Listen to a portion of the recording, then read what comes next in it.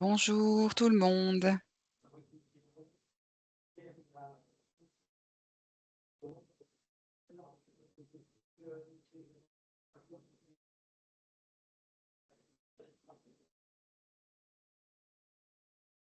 On attend quelques minutes pour démarrer que les participants se connectent.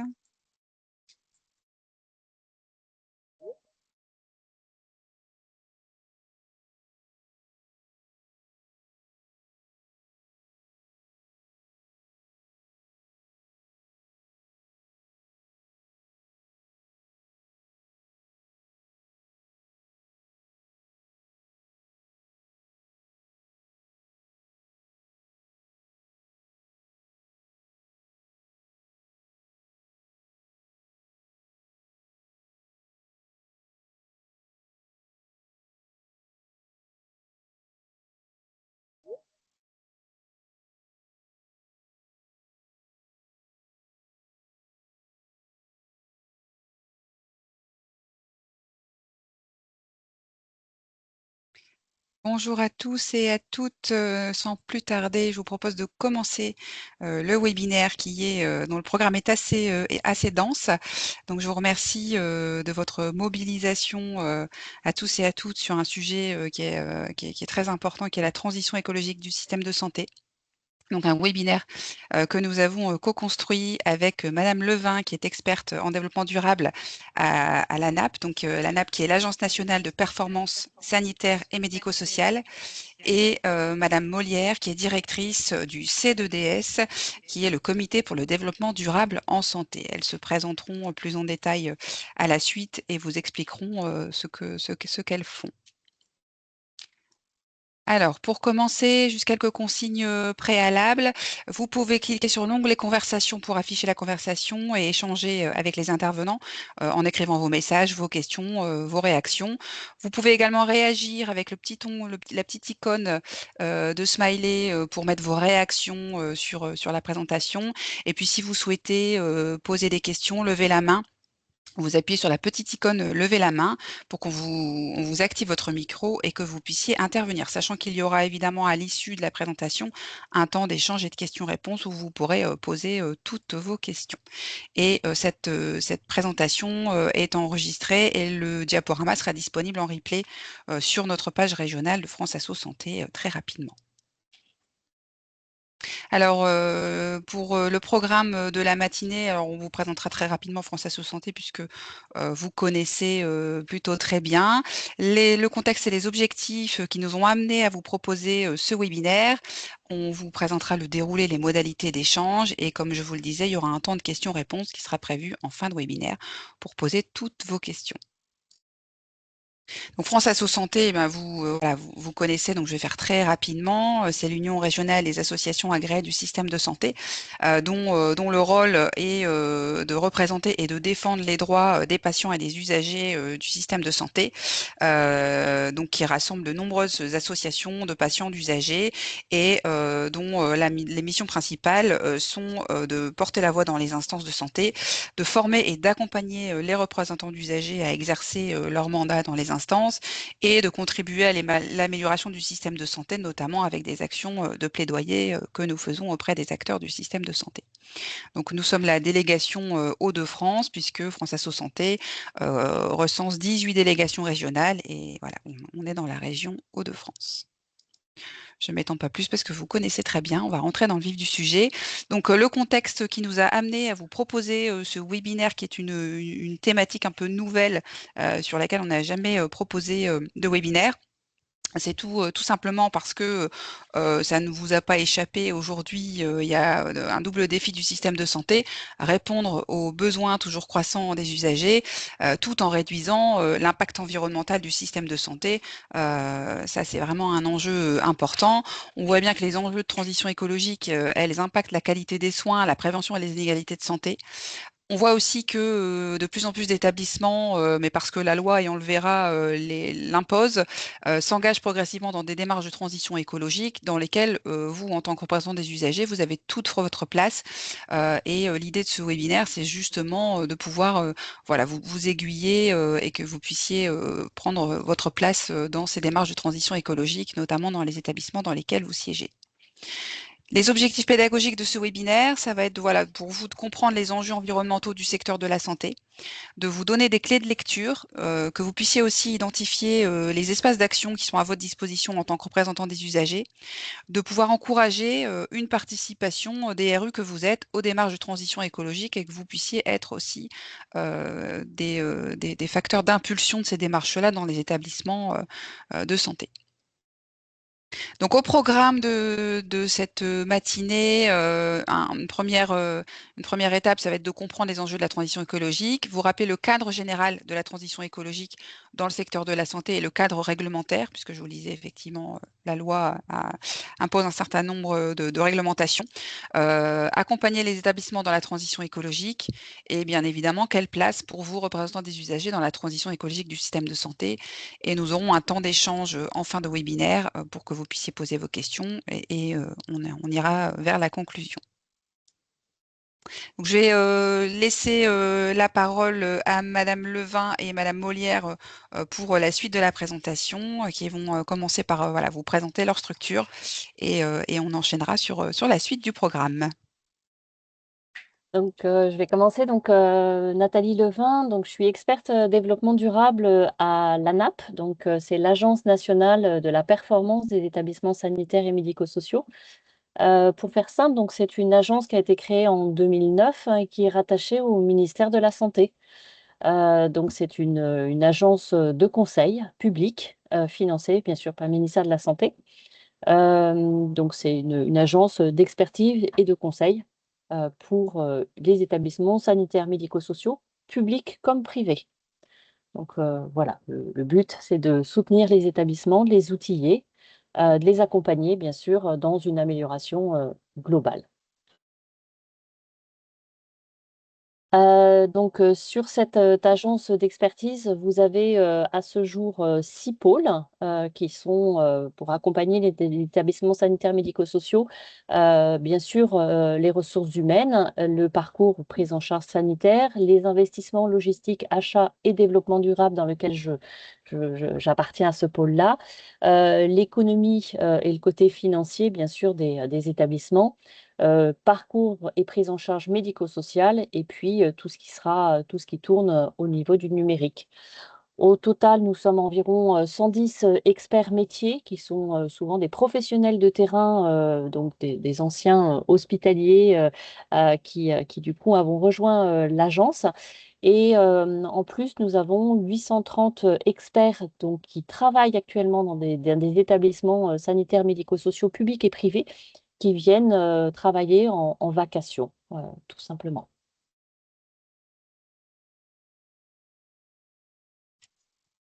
Alors on passe à la présentation du C2DS par Madame Molière. Merci. Bonjour à toutes et à tous. Je suis Véronique Molière et je dirige le Comité pour le développement durable en santé, le C2DS.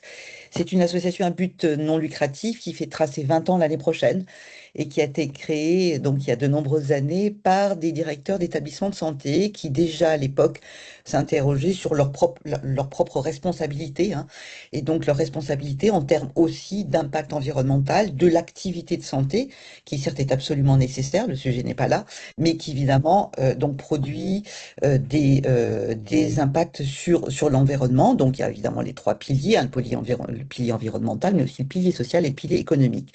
Donc aujourd'hui, le C2DS, eh bien, c'est un réseau donc associatif de presque 1000 établissements sanitaires et médico-sociaux, principalement sanitaires, publics, privés, associatifs, qui adhèrent au C2DS parce que c'est une manière d'entrer dans une vaste communauté pour embarquer le plus d'équipes possible dans une démarche de développement durable, dans la transition écologique, dans l'adaptation au changement climatique et la santé environnementale. Donc, comme vous le voyez, ces établissements sont situés partout en France hexagonale ainsi que en Outre-mer.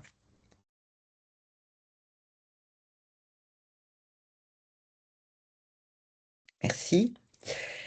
Concrètement, qu'est-ce que fait le C2DS?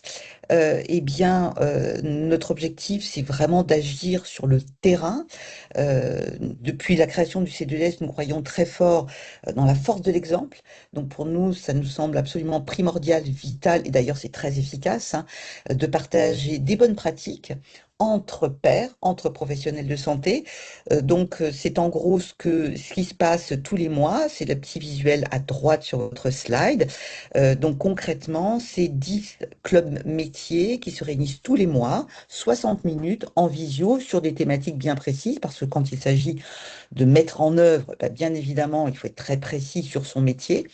Donc il y a un club qualité, pharmacie, bâtiment, maternité, biodiversité, marque employeur, communication médico-sociale, hygiène, imagerie, dialyse et analyse du cycle de vie des soins. Pour le reste, ce que fait le C2DS, c'est que bien évidemment, au fil de ces presque 20 années, vous imaginez qu'on a colligé une très grande médiathèque, hein, de récits de terrain, donc de retours d'expérience. Nous produisons une veille réglementaire, nous organisons des séminaires régionaux, dispensons un peu de formation et nous menons aussi, surtout, quelque part, des actions collectives d'engagement.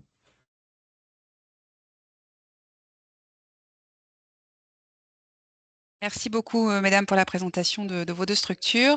On rentre dans le vif du sujet autour de la compréhension des enjeux de la transition écologique avec Madame Levin. Ce qui va être intéressant, et j'aurais voulu du coup vous poser une question. Selon vous, qui, quand et où, on va dire quelle est la personne, à quelle époque ou quelle est l'année et à quel endroit ces phrases que vous voyez affichées à l'écran ont été dites. Alors la phrase la plus connue, j'allais dire, c'est «Notre maison brûle et nous regardons ailleurs». Est-ce que selon vous, c'est une phrase que vous avez déjà entendue? Et alors je vous laisse quelques minutes pour y réfléchir. Le début, bien sûr, de ce discours, c'est le changement climatique d'abord.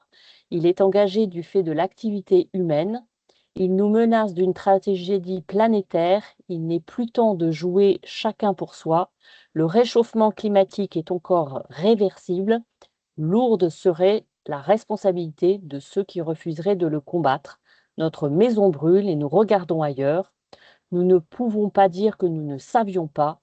Prenons garde que le XXIe siècle ne devienne pas pour les générations futures celui d'un crime de l'humanité contre la vie.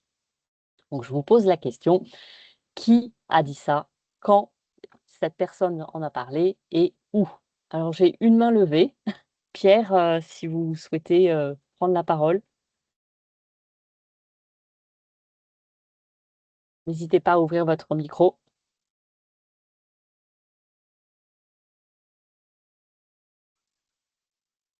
Pierre, on vous écoute. Si vous avez la réponse, vous pouvez intervenir.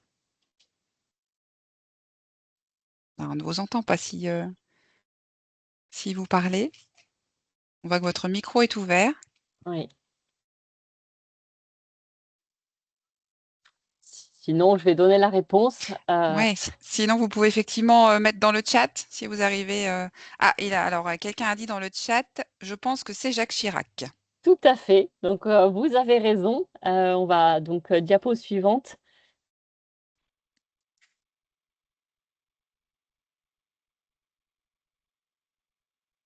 Donc Jacques Notre Chirac. maison brûle. Le changement climatique d'abord. Il est engagé du fait de l'activité humaine. Il nous menace d'une tragédie planétaire. Il n'est plus temps de jouer chacun pour soi. Le réchauffement climatique est encore réversible. Lourde serait la responsabilité de ceux qui refuseraient de le combattre. Notre maison brûle. Et nous regardons ailleurs. Nous ne pourrons pas dire que nous ne savions pas. Prenons garde que le XXIe siècle ne devienne pas, pour les générations futures, celui d'un crime de l'humanité contre la vie. Donc voilà, vous aviez raison, Jacques Chirac. Donc on est le 2 septembre 2002 et c'est le sommet de la Terre à Johannesburg. Donc voilà, vous voyez que déjà en 2002, on nous disait qu'il y avait un changement climatique qui était, on va dire, visible. Et donc voilà le cri d'alarme de Jacques Chirac sur le climat à cette époque. Donc on est en 2026 et les conséquences, on va vous les expliquer au fur et à mesure du diaporama. Donc diapo suivante. Hop, vous êtes allé un tout petit peu trop vite. Alors, pour, on va dire, prendre connaissance, du changement climatique, je vous propose un petit quiz. Donc n'hésitez pas, on va dire, à utiliser, la conversation pour mettre vos réponses. Et donc, le but, c'est, voilà, de vous sensibiliser par le biais, de petites questions. Donc selon vous, quels sont les facteurs qui peuvent influencer le climat? Est-ce que pour vous, le facteur, c'est le soleil qui change, enfin qui change le climat? Est-ce que c'est, la terre, hein, ou est-ce que c'est l'homme? Voilà.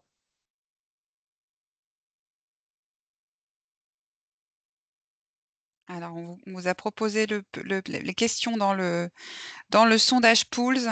Si vous voulez, vous pouvez répondre directement en Très bien. cochant.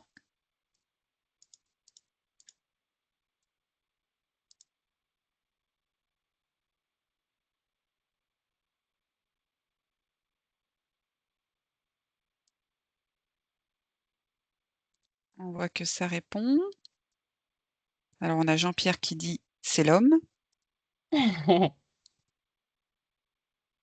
semble que ça fasse plutôt consensus. 60% pour l'instant, l'homme.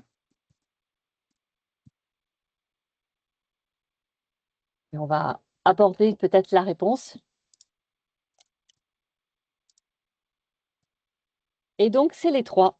Vous avez bien sûr, l'influence du soleil, hein, qui va, intervertir, qui va influencer bien sûr, le climat. La Terre et la positionnement par rapport aux différentes, on va dire, planètes, et l'homme, bien sûr, influence le climat. Donc bravo, pour, ceux qui avaient coché les 3. Donc voilà, vous avez un petit diagramme, qui va vous montrer que le réchauffement climatique actuel, il est, alors je parle de celui actuel, il y a toujours eu des phases, de, réchauffement et de, glaciation. Pas de difficulté à ce niveau-là, sauf que vous pouvez le voir à travers, ce petit schéma, les températures qui sont relevées depuis 1850, et vous voyez un pic, on va dire une augmentation, un réchauffement, qui est, extrêmement élevé, en particulier à partir de 1950. Essentiellement, on va dire, dû à l'utilisation, on va dire de 3 matières, le pétrole, le gaz et le charbon, qui vont être utilisés, de façon extrêmement massive à partir de 1950. Et donc, on va dire l'utilisation de ces 3 puits de carbone, augmente la température. Et donc vous voyez déjà, en 2020, on était à +1,2, par rapport à, l'avant de la période, on va dire d'industrialisation. Donc ah, il y a les réponses. Donc ouais, et là j'ai un petit voilà, bon, c'est pas grave. Donc on va vous demander, donc à travers, ces 4 gaz à effet de serre, hein, quels sont les 2 gaz qui sont les plus émis au niveau, mondial? Donc vous avez, devant vous. Alors, peut-être expliquer les sigles. Alors, le CO2, je pense que tout le monde connaît. Pour les autres, c'est peut-être moins évident. Alors, donc le A, donc bien sûr le dioxyde de carbone. Le deuxième, c'est, des gaz fluorés. Le troisième, c'est, on va dire l'azote. Le quatrième, pardon, en option D, le méthane. Vous avez raison, j'aurais dû peut-être préciser. Pour les non-initiés, Pour les non-initiés, donc c'est plus difficile. pardon, ces 4, donc ce sont 4 gaz à effet de serre. Donc, je rebondis sur une petite phrase que j'ai vue dans le commentaire. Bien sûr, ça va influencer la couche d'ozone, mais aussi, on va dire, cet effet de serre. On va le voir juste après. Je vais essayer de vous l'expliquer de façon simple. Alors là, on a en tête le CO2 et on a ensuite le N2O et le CH4. Donc, l'azote et le méthane qui apparaît. Tout à fait. Alors le deuxième, je ne sais plus ce que c'est, mais apparemment personne ne... Les gaz fluorés, les gaz fluorés. Ouais, on va le voir à quel endroit il est utilisé, en particulier dans le secteur de la santé. Mais là, on vous demande quels sont les 2 gaz les plus importants. Alors le gaz, on va dire qui est le plus émissif, c'est le CO2. Donc, vous voyez 74 des gaz à effet de serre, c'est du CO2, avec une durée de vie d'une centaine d'années. Vous voyez qu'avant qu'il se dégrade, il faut quand même un certain temps. Donc aujourd'hui, heu, n'hésitez pas à ouvrir la diapo complètement jusqu'au bout. Hop.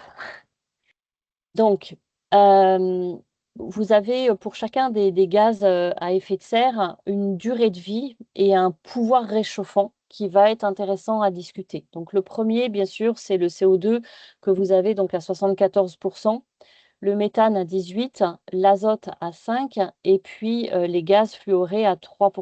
Donc voilà la répartition aujourd'hui des gaz à effet de serre. Pour être transparent et pour tout vous dire, le CO2, il va être, essentiellement, on va dire, produit sur la combustion, le chauffage par exemple, l'utilisation de votre voiture, si elle n'est pas électrique. Donc voilà, quand du CO2 est dégagé, il va avoir une durée de vie dans l'atmosphère d'une centaine d'années. Vous voyez que c'est quand même pas rien pour les générations futures. En ce qui concerne le méthane, il y a à peu près, 18, on va dire, qui est, produit. Pour être transparent, pareil, hein, c'est essentiellement, on va dire, les ruminants qui produisent, du méthane. Donc, l'alimentation viande rouge, heu, en trop grande quantité, comme aujourd'hui, on est quand même 8 milliards sur la terre à consommer, essentiellement de la viande rouge, va avoir, un impact non négligeable. La durée de vie est de 12 ans, mais ce qu'il faut savoir, c'est que c'est 28 fois plus réchauffant, pardon, que le CO2. Donc, voilà, c'est un impact qui est quand même non négligeable et pour lequel, j'allais dire, vous, en tant que représentant des usagers, vous pouvez agir, ne serait-ce qu'en changeant ou en modifiant votre alimentation, à ce niveau-là. Donc modification sur le chauffage, sur les déplacements, le fait de prendre l'avion, ce genre de choses, et la même chose sur le méthane avec, les fameuses viandes rouges. 5, c'est l'azote. On le retrouve essentiellement dans les engrais, donc l'utilisation, d'engrais, chimiques. Pareil, en tant que représentant des usagers, n'hésitez pas à favoriser une alimentation, plutôt biologique qui est, sans engrais chimiques, puisque vous voyez que, ça a une durée de vie de 120 ans et que c'est 273 fois plus réchauffant que du CO2. Et enfin, les gaz, halogénés, donc, ça a une durée de vie bien plus courte, vous le voyez, à partir de 10 ans en moyenne, mais pour autant, c'est 7 380 fois plus réchauffant que le CO2. On le retrouve essentiellement dans tout ce qui va être, frigorifique, on va dire, tout ce qui est chambre froide, et compagnie. Donc, voilà, encore de façon indirecte, l'alimentation, consommer, des fruits et des légumes de saison permet d'éviter d'avoir des fruits et des légumes qui sont gardés dans des chambres froides qui utilisent ce type de gaz.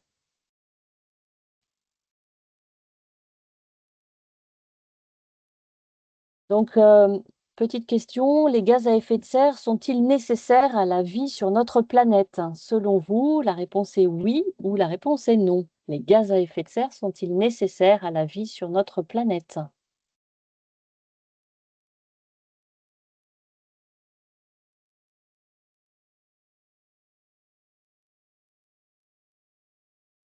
Ah là, je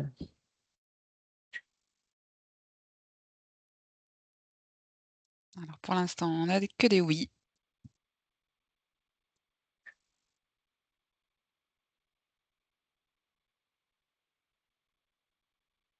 pense que le ah, il y a un non.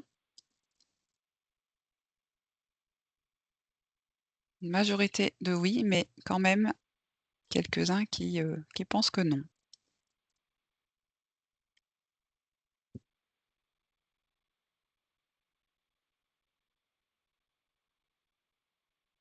Donc, on va apporter la réponse avec les schémas qui sont juste derrière. Donc, oui, l'effet de serre est indispensable pour, on va dire, avoir une température que l'on connaît aujourd'hui.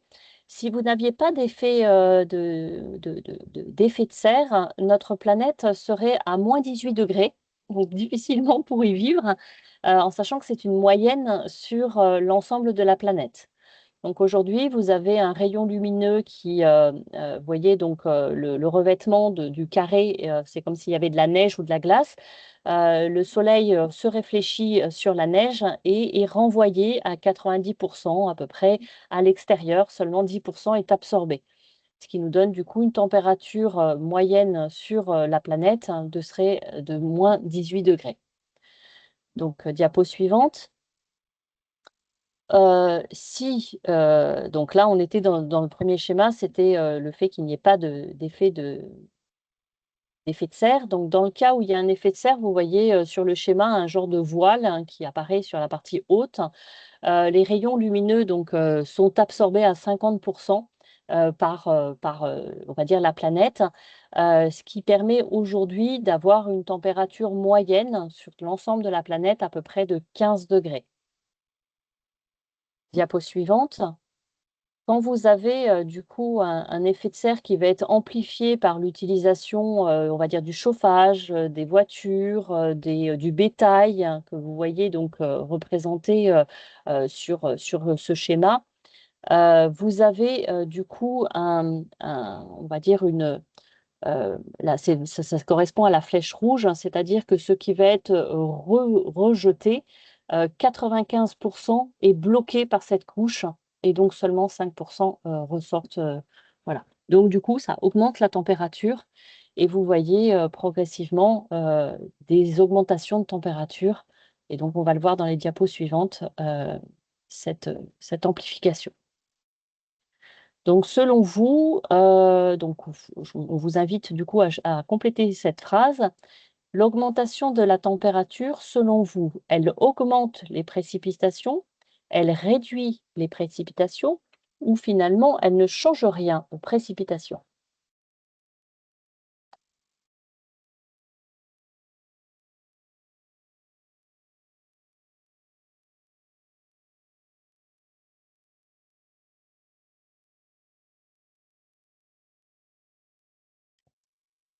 Les votes s'orientent sur l'augmentation des précipitations. Il semble que ça fasse plutôt consensus.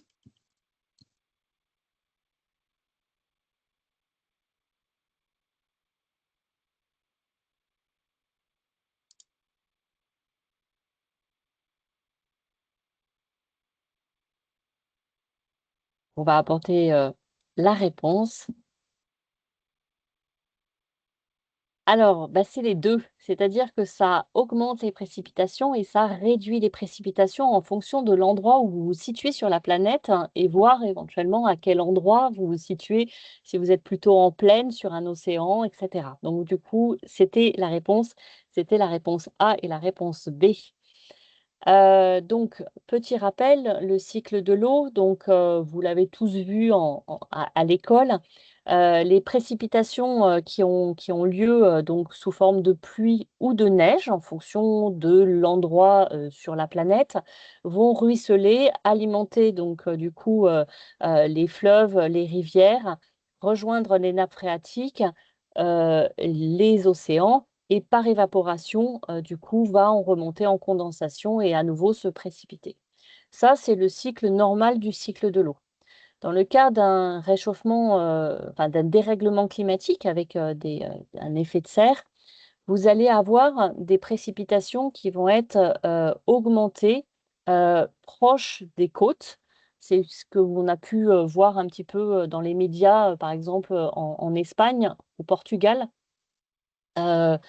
Inversement, vous allez avoir des précipitations qui vont tomber plus tôt dans la saison et pas nécessairement, on va dire, au moment voulu. La neige, du fait du réchauffement de la planète, ne restera pas sur les sommets et donc ne permettra pas d'alimenter, les plaines au printemps, au moment des nouvelles récoltes. Donc vous voyez que ce dérèglement avec une augmentation des précipitations beaucoup plus violente, comme on peut le voir, un petit peu partout dans le monde, Heu, voilà, je suis allée en Inde, il y a pas eu de mousson, c'est juste, assez, dramatique pour des populations, qui ont besoin de vivre, justement avec, le cycle de l'eau.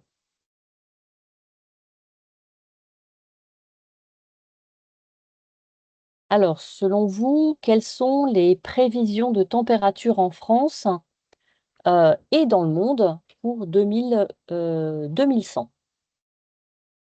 Donc, plus de degrés, plus 2,5 degrés, plus 3 degrés, plus 3,5 degrés ou plus 4 degrés.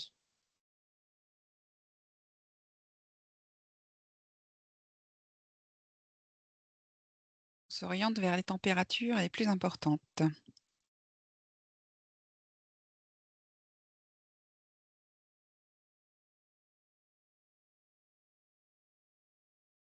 Il y a des optimistes qui sont à 2,5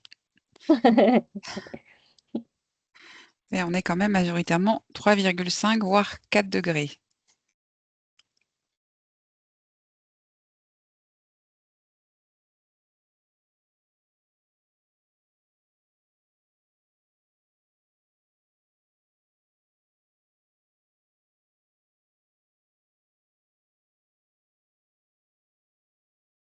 Ça a plus l'air de trop bouger, on peut peut-être passer à la diapo suivante. Alors en 2030, c'est-à-dire, bah, c'est un peu demain, hein, au niveau de la France, hein, vous êtes à déjà +1,5, on est même déjà à +1,7. Sait-on, plutôt aujourd'hui, on est déjà à 1,7.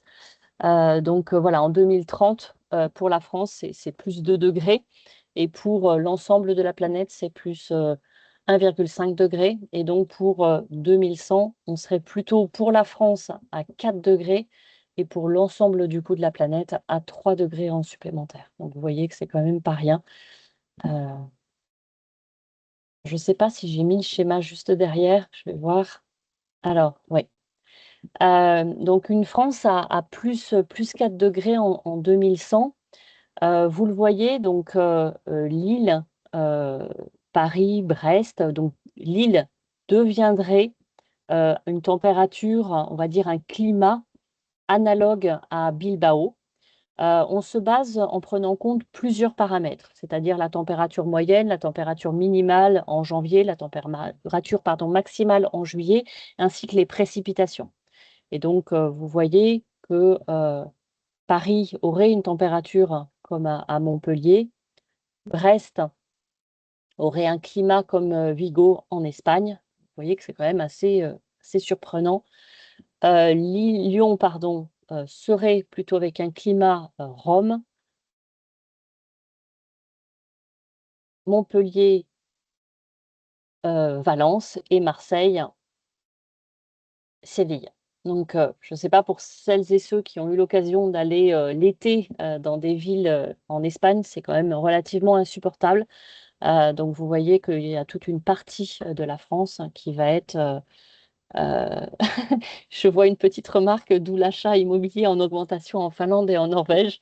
Ça peut être une des raisons. Donc voilà, l'augmentation, pour vous donner un ordre d'idée, en 2023, l'augmentation de la température moyenne annuelle en France, elle était quand même de plus 1,7 degré, par rapport aux années 1950, 1850 pardon, 1900. Et donc, une augmentation quand même prévue de 2,7 pour, 2050, ce qui est quand même, difficilement supportable.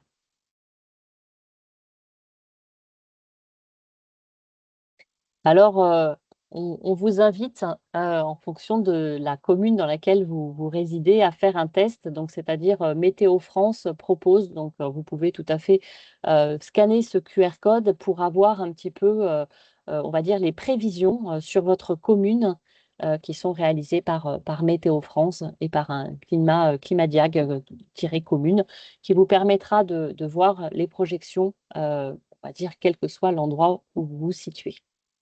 Voilà.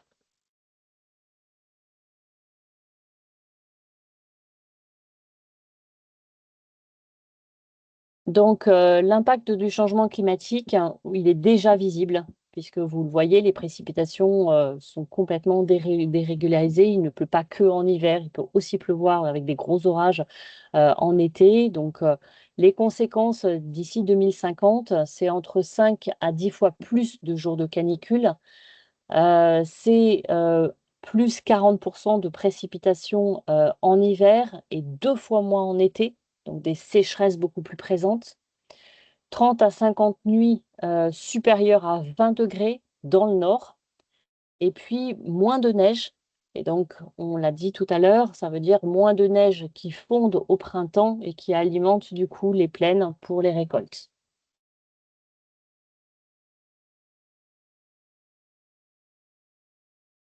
Avant de vous poser cette question, quand on parle de plus 1 degré, plus 2 degrés, plus 3 degrés, j'aime bien, j'allais dire illustrer avec, la température de corps humain.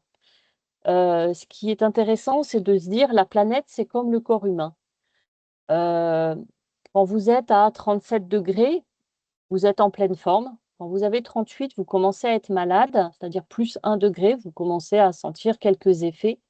Quand vous êtes à 39 degrés en température corporelle, vous pouvez vous dire que vous êtes commencé à être malade.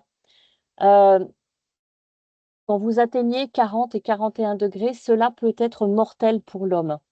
Beh, la planète, c'est exactement la même chose, donc j'aime bien faire cette similitude entre la planète et l'homme. Quand vous avez une planète qui va avoir plus 2 degrés, c'est quand même pas l'idéal. Plus 3 degrés, c'est véritablement problématique. Plus 4 degrés, c'est véritablement mortel même pour la planète. Donc voilà, j'aime bien faire aussi cette comparaison, qui permet de prendre conscience que chaque dixième, de degré Celsius gagné, c'est toujours ça de gagner. Donc il faut que chacun d'entre nous, on s'implique dans la réduction, du chauffage, de nos déplacements en avion ou en voiture. L'alimentation, on en parle, voilà, la production de déchets. Donc tout ça, c'est indispensable pour justement éviter, que ça s'emballe, de façon trop exponentielle. Donc, je vous propose donc une question numéro 6. Selon vous, quel est le pourcentage, hein, de diminution de population d'espèces sauvages depuis 1970? Selon vous, est-ce qu'on a moins 19%, moins 37%, moins 58% ou moins 69% des populations d'espèces sauvages depuis 1970? Alors 70, c'est un peu, hier, hein, faut pas non plus, relativiser, voilà, c'était il y a pas si longtemps que ça. Et selon vous, quel est, le pourcentage de diminution? Alors on parle bien sûr des espèces sauvages. Alors là, on s'oriente plus vers 58%, 37% qui arrivent juste derrière. Ouais.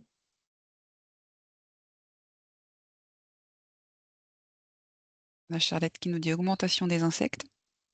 Alors, c'est justement au final, au total, on en a bien moindre, mais on va avoir des espèces, envahissantes qui, sont, on va dire plus propices, au dérèglement et qui, du coup engendrent des problèmes. Tout à fait.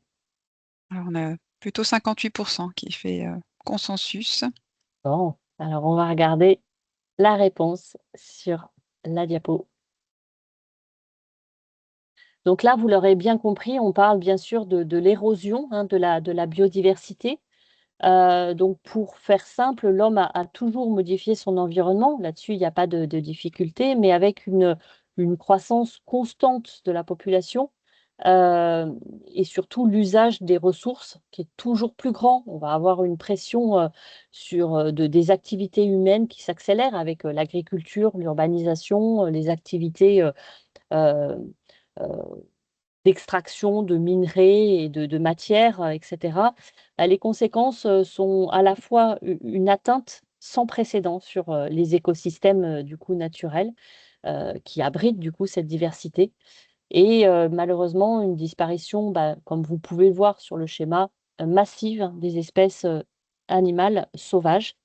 On est donc à moins 69% pour information avec du coup ce détail des différents animaux. On a aussi un point important, c'est le contact entre l'humain et les animaux domestiques ou les animaux d'élevage. Donc il y a une pression qui est de plus en plus présente sur les écosystèmes dans un contexte bien sûr de changement climatique et environnemental. Et on va avoir des maladies qui sont portées par l'animal d'élevage qui émergent de plus en plus et qui apparaissent et qui sont transmises à l'homme.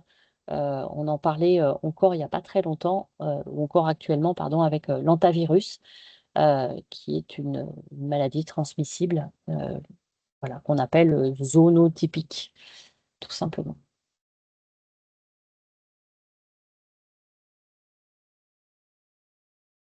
Aujourd'hui, parmi les mammifères, quel est le pourcentage que représentent les animaux sauvages? Selon vous, les animaux sauvages sur la totalité des animaux, enfin des mammifères, pardon, vivant sur la planète, est-ce que les animaux sauvages représentent 1%, 33%, 66% ou 99% des mammifères de la planète?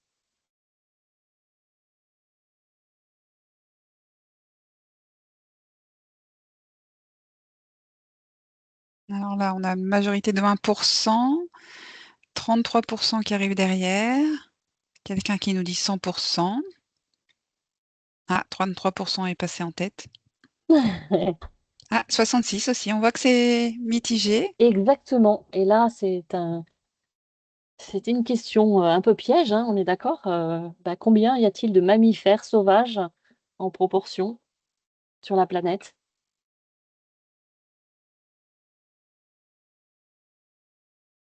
Eh beh, malheureusement, ce n'est que 1%. Donc, vous voyez, on le voit sur, une majorité, ce sont des animaux d'élevage, donc 67% des mammifères sont des animaux d'élevage. 32%, c'est les humains puisqu'on est à peu près 8 milliards et qu'on est considérés comme des mammifères.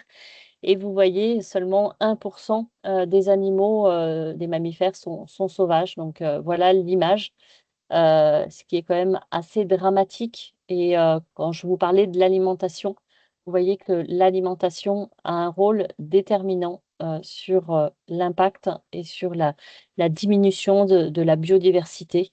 Elle est visible assez, de façon assez marquée sur cette diapo.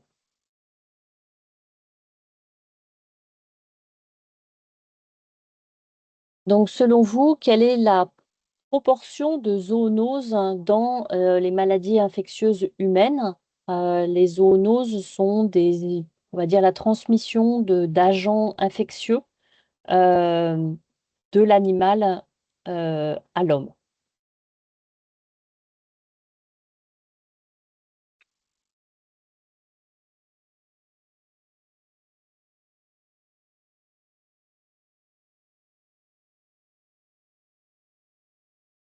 Alors, on a 3 personnes qui nous disent 30%, un peu de 60, un peu de 15.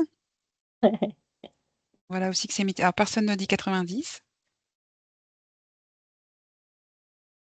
Ce qui peut être rassurant. Oui, ce qui peut être rassurant, tout Hein? à fait. Si la réponse est hein, ça serait bien. Ouais. Ça serait bien. Non, pour vous donner quelques idées, on a une apparition d'environ 2 à 3 nouveaux agents infectieux émergents par an. Donc, ce qui est quand même pas rien, et ça depuis les années 80. Heu, Avant, au XXe siècle, donc vous le voyez, il y avait une pandémie par siècle. Depuis le début du 21e siècle, c'est-à-dire depuis à peine 26 ans, on est déjà à 6 pandémies. Donc vous voyez que, la transmission, de on va dire transmission de l'animal à l'homme, c'est des nouvelles maladies qui apparaissent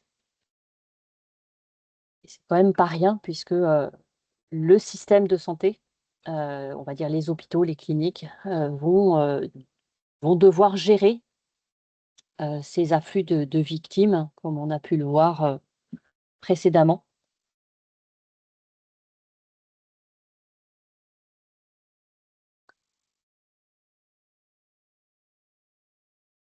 Donc, en question 9, quelle est la part des plantes issues des plantes ou dérivées on utilise pour les médicaments actuels? Est-ce que vous pensez que les plantes sont utilisées dans les médicaments à 20%, 40, 60 ou 80%?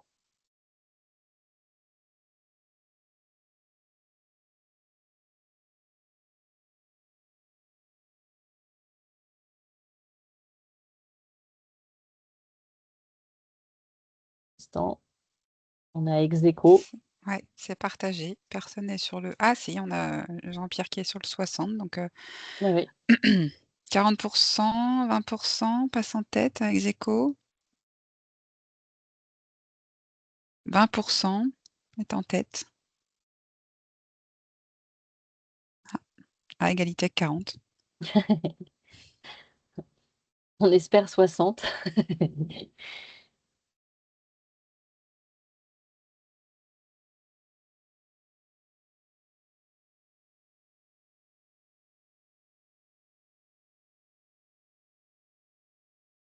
Et donc, vous voyez que c'est 60%, parce que la population mondiale a recours donc à des médicaments traditionnels. Donc, si on raisonne, voilà. Et quelque chose qui va être aussi important à savoir, c'est que 70% de nos cultures dépendent, pardon, d'une pollinisation animale. Et donc, du coup, la biodiversité, on va dire actuelle, hein, c'est quand même, le produit d'une longue et lente évolution du monde vivant sur l'ensemble de la planète et que la biodiversité, elle rend de nombreux services vitaux et essentiels qui sont gratuits et qu'il nous faudra compenser si besoin, hein. Donc, une pollinisation manuelle, comme on fait sur la vanille aujourd'hui. Voilà. Aujourd'hui, bah, on va dire que cette biodiversité, ça nous permet une prestation gratuite de biens et de services à travers, on va dire, les cultures et le soin de l'homme. Voilà.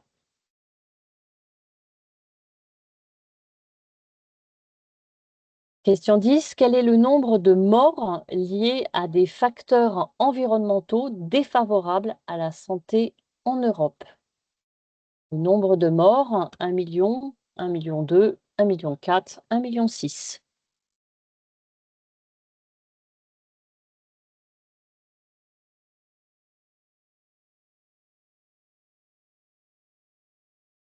On s'oriente vers les réponses les plus importantes. Ah, Pierre est plus optimiste, 1 million. On est plutôt sur 1,4 million pour l'instant, en tête. Hélas, 1,6 million, Charlotte. Ouais.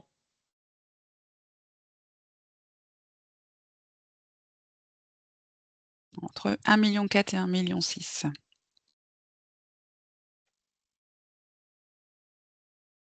On va voir du coup la réponse. Alors, 1,4 million, bon. En Europe, donc, on pourrait éviter ou supprimer ces décès, bien sûr, en évitant tout ce dérèglement. Donc, vous voyez que c'est quand même 15% des décès qui sont imputables. Alors, entre autres, vous avez en 2021 une mortalité qui était liée à la pollution de l'air ambiant, avec, on va dire, les particules fines. Vous voyez 40 000 décès en France imputables chaque année à cause des particules et donc de la pollution. Voilà, ce sont des données de l'OMS.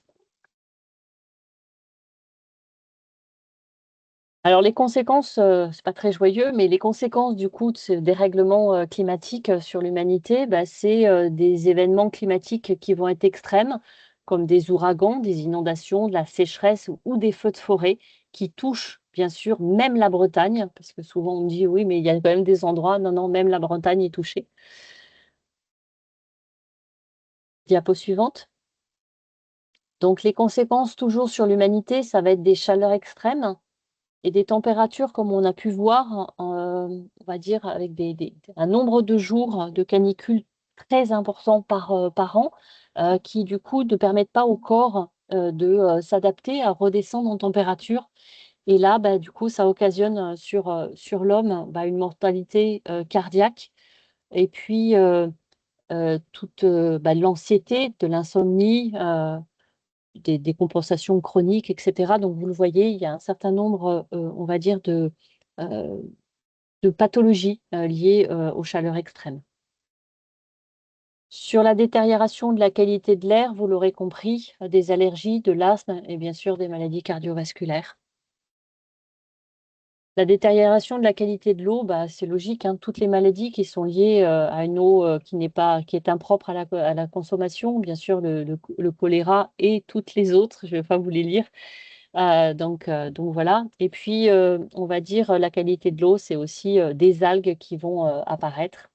Sur la perturbation de la production de nourriture, vous l'aurez compris, la malnutrition ou des intoxications alimentaires.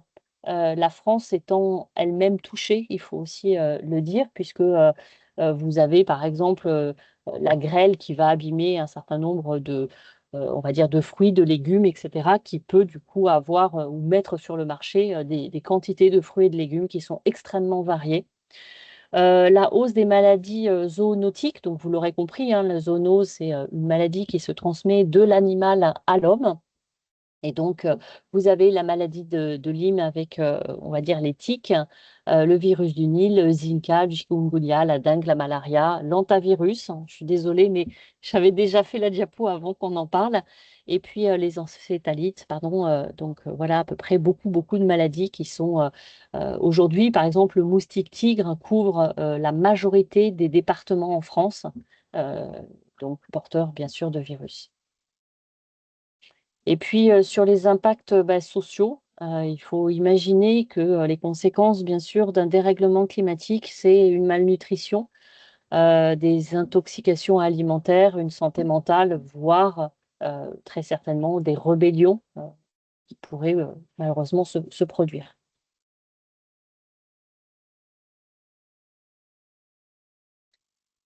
Alors, on va aborder maintenant l'épuisement des ressources. Et selon vous, si toute l'humanité consommait comme un Français, combien de planètes faudrait-il pour subvenir à nos besoins? Est-ce qu'il faudrait 1,5 planètes, 2,1 planètes, 2,9 planètes ou 4,9 planètes?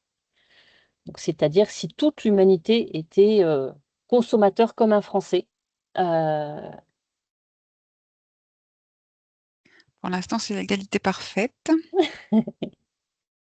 On a Pierre qui dit 2,9 en plus, donc donc, 4,9 est passé devant. Donc, vous voyez que la réponse, elle est bien sûr absolument différente, hein. Si on devait dire si toute l'humanité consommait comme un Malien ou comme un Qatari, on est bien d'accord. C'est pas tout à fait la même chose, mais ce qui va être intéressant à se projeter, c'est en tant que Français, si toute l'humanité était consommateur comme un Français, combien de planètes il faudrait pour arriver à produire? Alors, oui, la Terre, elle est à crédit ou elle vit plutôt avec un déficit écologique. Et donc, si toute la planète, donc là, vous voyez la planète avec, au fur et à mesure, un certain nombre de pays qui sont positionnés. Donc, c'est ce qu'on appelle, chaque année, vous avez la date du jour de dépassement de la Terre qui va être calculée comparant la consommation annuelle, hein, de l'humanité en ressources, du coup, écologiques par rapport à la capacité de régénération de la planète. Et donc, vous voyez qu'en France, à partir du 19 avril, on a déjà consommé la totalité de ce que peut nous produire la planète. Donc, je vous ai fait un petit peu la comparaison. Le Qatar, qui sont très gros consommateurs de ressources, eux, c'est à partir du 6 février qu'ils sont déjà en négatif, contrairement bien sûr à d'autres pays, comme vous pouvez voir l'Indonésie, la Tunisie, etc. Donc, euh, donc voilà, chaque année, Donc, c'est en gros, c'est le jour où l'humanité a consommé l'ensemble des ressources que la Terre a pu lui fournir sur cette période d'années. Donc, on vit aujourd'hui avec une dette écologique. Ça veut dire qu'on consomme de plus, on va dire, de CO2 ou d'équivalent de CO2 que la Terre ne peut absorber en un an. C'est-à-dire qu'on pêche plus que ce que le renouvellement des espèces, par exemple, en mer. Donc voilà, donc selon les pays, ça peut être plus ou moins pire, hein. Mais voilà, si toute l'humanité consommait comme un Français, il faudrait à peu près 2,9 planètes pour subvenir à nos besoins. Donc bravo pour celles et ceux qui ont trouvé. Donc vous l'aurez bien vu à travers ce schéma, il y a plusieurs déséquilibres qui sont bien sûr importants en fonction surtout des pays industrialisés par rapport aux pays en voie de développement. Donc voilà, il faut qu'on soit tous attentifs à nos consommations, ou du moins nos surconsommations, car cette date du dépassement de la Terre, elle arrive de plus en plus tôt chaque année. Diapo suivante. Quelles sont les différentes pollutions euh, pardon, sur la santé?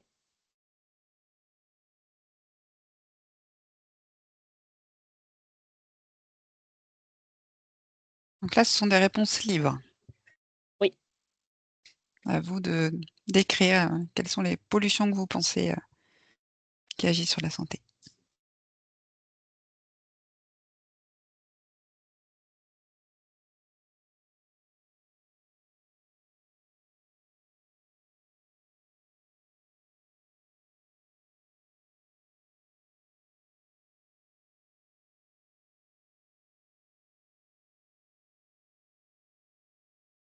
Alors, pour l'instant, on a l'air.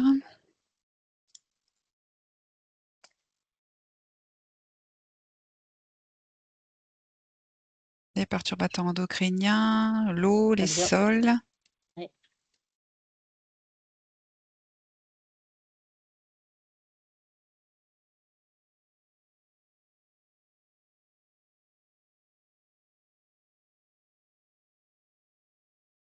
On va peut-être pouvoir un petit peu avancer.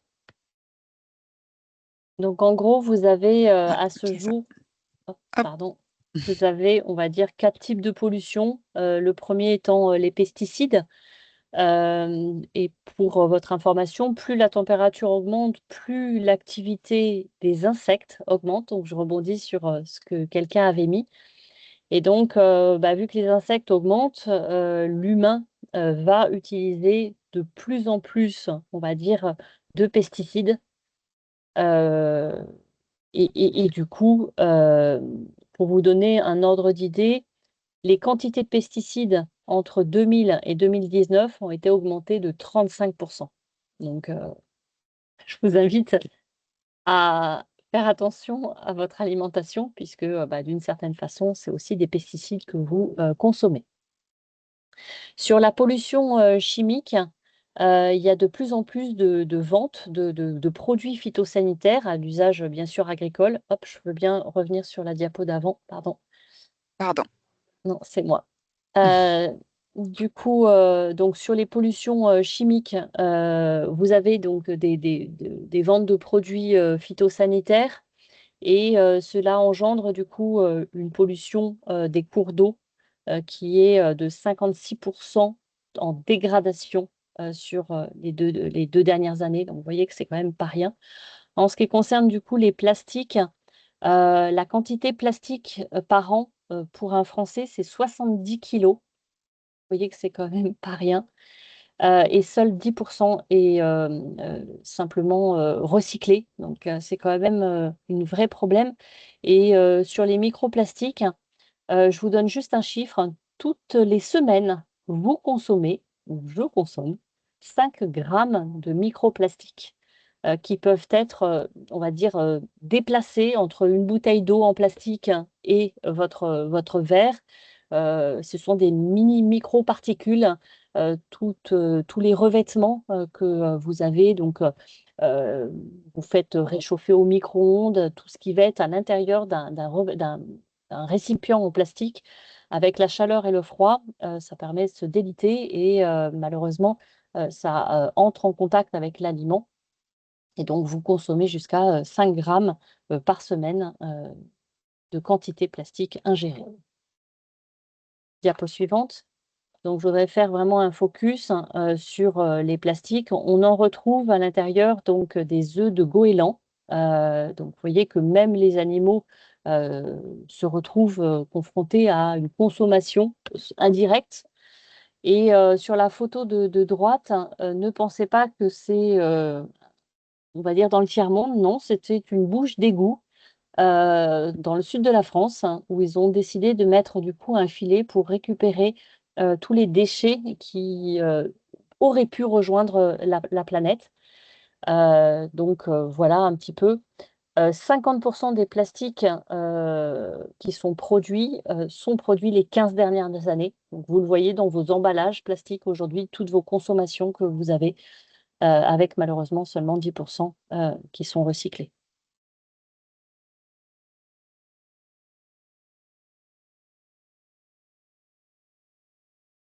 Donc, une petite définition sur la santé environnementale, c'est l'impact de l'environnement, que ce soit naturel, construit ou social, sur la santé humaine. Et le but, hein, c'est de prévenir les risques liés à l'exposition, donc les maladies chroniques et les maladies infectieuses. Et puis, une autre définition, l'exposome, c'est l'ensemble des expositions, que ce soit chimiques, physiques, biologiques ou sociales, auxquelles une personne est soumise tout au long de sa vie. Donc, l'exposome, c'est l'air, l'eau, l'alimentation, le bruit, les perturbateurs endocriniens, le climat, etc. Et donc, vous allez voir, je vais faire une petite transition avec, du coup, une approche qui est que la santé humaine est intégrée d'une certaine façon et liée avec la santé animale, qui elle-même est liée à la santé environnementale. C'est ce qu'on appelle l'approche One Health, une seule santé pour la planète, pour les humains et pour les animaux. Pardon.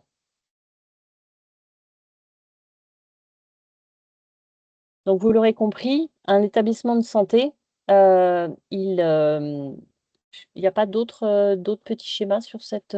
Voilà.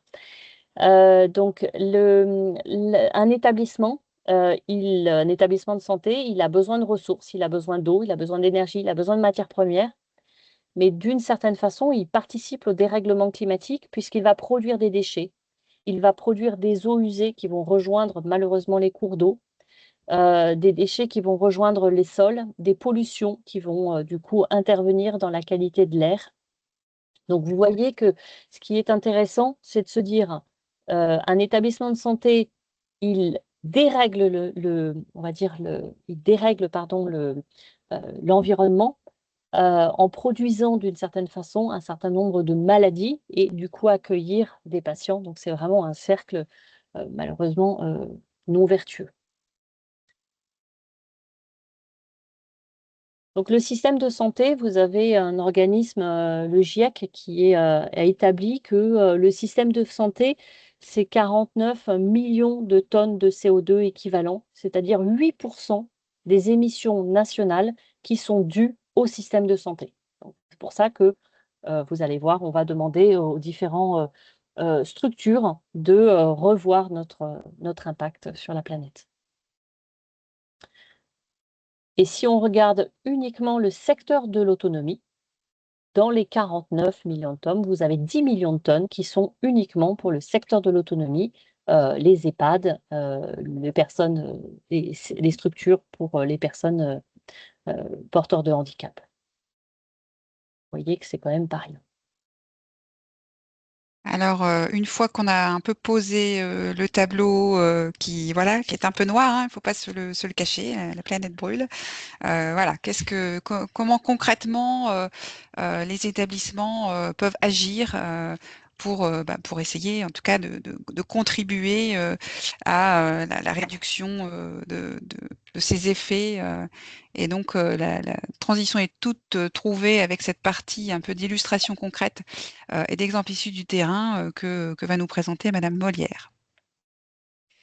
Merci et merci à Nathalie parce que c'est extrêmement utile de rappeler ces informations, de les rappeler, je pense de les répéter parce qu'il faut que chacun les intègre, non pas comme étant une catastrophe, puisque comme le disait notre ancien président, et il avait tout à fait raison, tout ceci est réversible et il est encore temps. Et donc, si la planète brûle, eh bien, un certain nombre de professionnels de santé ne regardent pas ailleurs et regardent tout à fait dans leur établissement. Ce sont les professionnels de santé, ce sont avant tout des citoyens. Et pour certains, en effet, à titre vraiment personnel, sont tout à fait sensibilisés à ces sujets-là, voire ont des convictions et ont entraîné au sein de certains établissements eh bien, leurs collègues.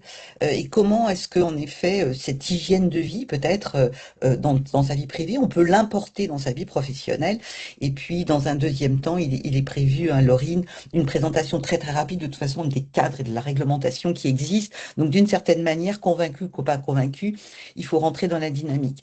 Euh, donc, ce que je voulais juste vous dire en préambule, c'est que à ce jour, quasiment aucun établissement de santé s'est mis en ordre de marche pour cartographier de façon tout à fait robuste, de façon stratégique, les risques du changement climatique, c'est-à-dire l'adaptation au changement climatique, c'est-à-dire en juillet, très probablement, une ou des canicules vont arriver.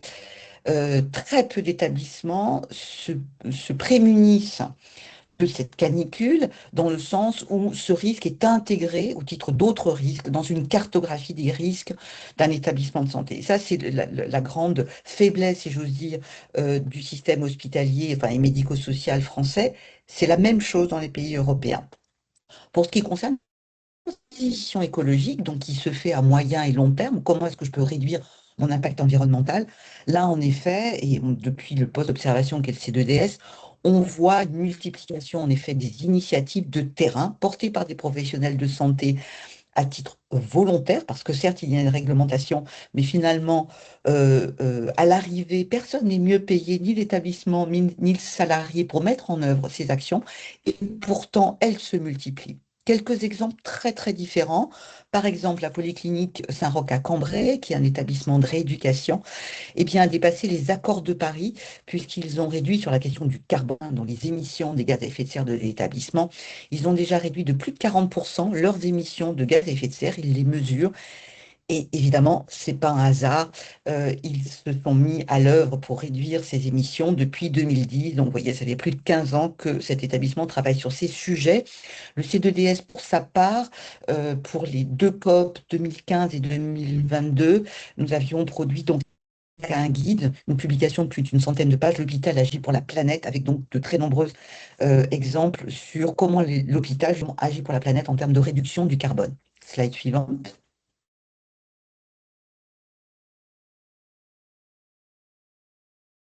Laurie, est-ce que vous pouvez passer la slide? Merci beaucoup. Cette photo fait peur, hein, c'est le choc des photos, le poids des mots, le choc des photos. Vous vous rappelez du slogan de Paris Match. Pourquoi est-ce que je vous montre cette photo? Parce que ce sont les infirmières libérales qui ont décidé depuis 2024, 2025, c'est la deuxième année, elles récupèrent une poignée d'infirmières libérales par grande ville, ont récupéré au domicile des patients les médicaments qui sont voués à être éliminés. Et on voit que en quelques semaines, là c'est à peu près sur 3 ou 4 semaines, qui a été récupéré à Toulouse et dans la région. Je crois qu'elles étaient 2 ou 3 ou 4 infirmières. Donc vous voyez en effet l'énormité des médicaments qui sont prescrits, qui sont récupérés à la pharmacie, qui sont stockés dans les armoires de pharmacie à domicile et qui sont voués à l'élimination. Ça a donné l'idée, et c'est la slide suivante, s'il vous plaît, Laurine, aux équipes hospitalières de la pharmacie. Slide suivante, merci. De lancer donc l'année dernière une campagne médicaments à l'hôpital, pourquoi et combien on jette. Slide suivante. Donc 210 établissements en France. Donc on a monté cette opération en collaboration avec les observatoires des médicaments qui sont liés aux ARS. Eh bien, 210 établissements ont participé à cette collecte, à cette action collective. Et vous voyez qu'une semaine de collecte des médicaments qui sont jetés à l'hôpital, eh bien, vous voyez qu'on a pour plus de 700 000 € de valeur de médicaments qui ont été jetés et pour un peu plus de 2 tonnes et presque 122 tonnes d'équivalent carbone. Ces médicaments qui ont été jetés, pour une grande partie, plus de la moitié, plus de 50%, c'est parce qu'ils étaient périmés. Donc heureusement pour les patients, bien évidemment que ces médicaments périmés ont été éliminés. Donc ça nous rassure sur le circuit de médicaments. La question est évidemment comment faire en sorte que ces médicaments n'arrivent pas à leur date de péremption. Slide suivante. Donc les pharmaciens, évidemment, ont souhaité agir, donc médicaments à l'hôpital, réagir pour moins jeter. Et donc, en effet, vous voyez ce chiffre, 1700 téléchargements en 10 jours de cette publication d'environ 60 pages, co-rédigées avec des pharmaciens donc hospitaliers. Ce chiffre montre l'intérêt des équipes hospitalières. Euh, Personne ne veut jeter. Voilà, donc je pense qu'il y a vraiment un ras-le-bol. On ne jette pas, et encore plus des médicaments qui sont un bien précieux. Slide suivante.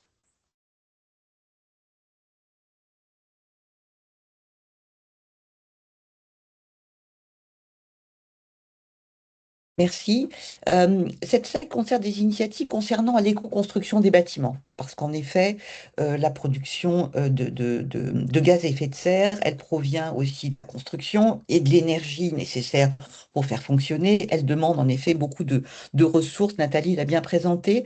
Vous avez 2 photos du futur, enfin c'est pas le futur parce que ça y est, les premiers patients ont intégré ce nouveau CHU à Pointe-à-Pitre, donc en Guadeloupe.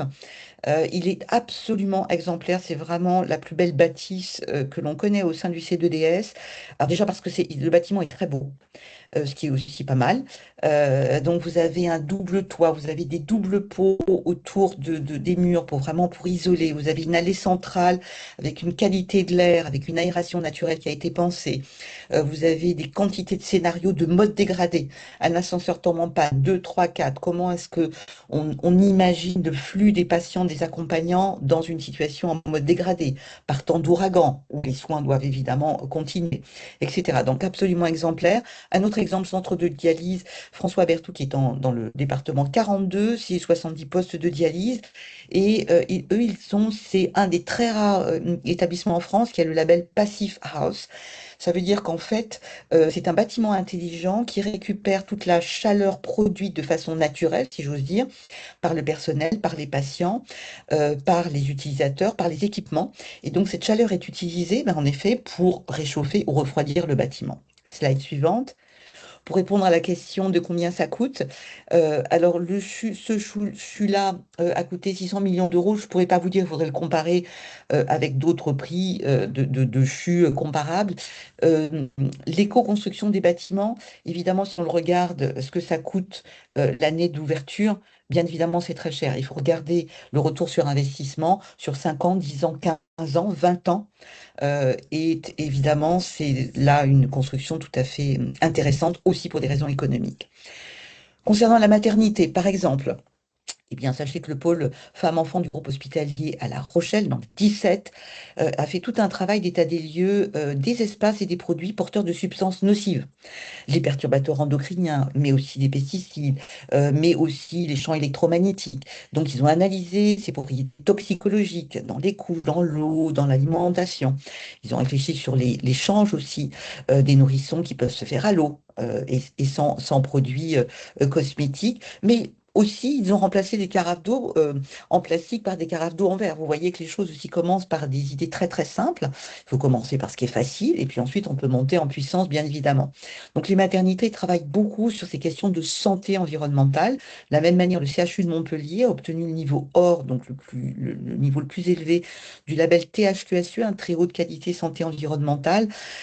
Et donc ils ont travaillé sur le bien-être des patientes et des accompagnants, avec des espaces repensés, vous voyez l'amélioration du confort, des pratiques centrées sur l'expérience du patient. Donc des actions pour prendre soin de la santé des nouveau-nés, justement sur la qualité de l'air intérieur, les matériaux utilisés, le choix des produits de soins, supprimer les polluants identifiés, et puis ensuite, de façon plus globale, réduction des déchets, optimisation énergétique, pratique éco-responsable au quotidien. Slide suivante. L'hôpital privé Saint-Joseph, j'ai pris cet exemple parce qu'il est au centre de Paris, eh bien, ils ont travaillé sur la biodiversité. dessus, c'est du One House. Et donc, ils ont un très joli jardin. Et voici ce qu'ils nous disent. Le jardin n'est plus un simple décor. J'ai remarqué des étoiles dans les yeux des personnes soignées. Dès qu'on touche à une plante, on voit à quel point c'est important pour elles. De même, le CHU de Toulouse est le premier établissement en France qui a recensé la faune et la flore sur ces espaces, en effet, non construits.